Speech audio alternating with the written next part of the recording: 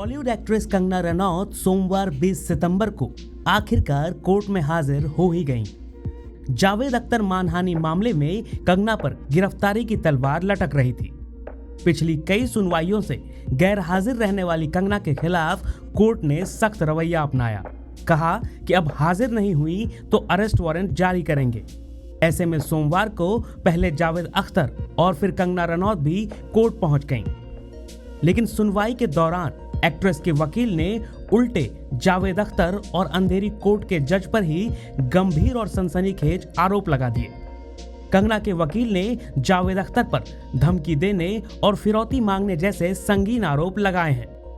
इतना ही नहीं, कंगना रनौत ने जावेद अख्तर के खिलाफ धमकी देने और फिरौती मांगने की धाराओं में शिकायत भी दर्ज करवाई है। कंगना के वकील ने बताया कि जावेद अख्तर के खिलाफ आईपीसी की धारा 383, 384, 387, 503, 506, 44 और 33 के तहत मामला दर्ज किया गया है। अब इस मामले की अगली सुनवाई 1 अक्टूबर 2021 को होगी। बाकी कंगना के वकील रिजवान सिद्दीकी ने मीडिया से क्या कुछ कहा, यह अब आप खुद सुन लीजिए। देखिए, जो हमारा कंप्लेंट है वो ऑन मेरिट्स है, क्योंकि कंगना और रंगोली को बुलाया गया था जावेद अख्तर साहब के घर पे, और जावेद अख्तर साहब का कोई लेना देना नहीं था उनके मैटर में। फिर भी उन्होंने बुलाया, घर में बुला के उनको धमकाया, ये कहना है कंगना का।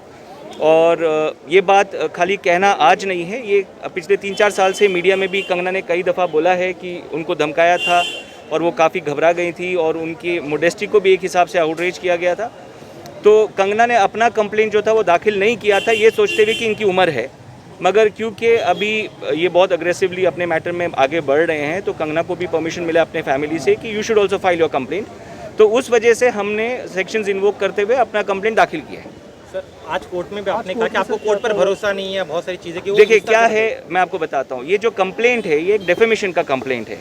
इसको लेजिस्लेचर ने जैसे बनाया है उसको बोलते हैं नॉन कॉग्निजेबल, मतलब छोटा मैटर, बेलेबल और कंपाउंडेबल एंड प्राइवेट कंप्लेंट। ये 4 चीज़ होने के बावजूद मजिस्ट्रेट साहब घड़ी दो दफ़ा उन्होंने धमकाया कि अरेस्ट वारंट इशू करेंगे, अरेस्ट वारंट इशू करेंगे, जबकि मेरा एप्लीकेशन है ऑलरेडी ऑन रिकॉर्ड जहाँ पे मैंने बोला हूँ कि आप आगे बढ़ सकते हैं केस में, आपको रुकने की ज़रूरत नहीं है, प्लीज रिकॉर्ड कर सकते हैं। फिर भी मजिस्ट्रेट साहब ने बेगर कोई ऑर्डर पास किए हुए कि कंगना की किस वजह से ज़रूरत है, क्यों कंगना को आना है, कोई स्पीकिंग ऑर्डर नहीं है, फिर भी उन्होंने किया, ये जानते हुए कि पूरा मीडिया कोर्ट में प्रेजेंट है और इससे उनको उनके रेपुटेशन को हार्म पहुंचता है, इंजरी पहुंचता है और मीडिया हेडलाइंस हो भी गया, क्योंकि मजिस्ट्रेट साहब ने 2 दफ़ा ये जो बोला इसमें कोई ज़रूरत नहीं थी उनको बोलने की। अगर वो कुछ करना चाहते थे तो प्रोसेस फॉलो करते आप तो वो कर सकते थे, मगर उन्होंने क्योंकि किया तो कंगना का फेथ बिल्कुल उठ चुका है जज साहब के ऊपर।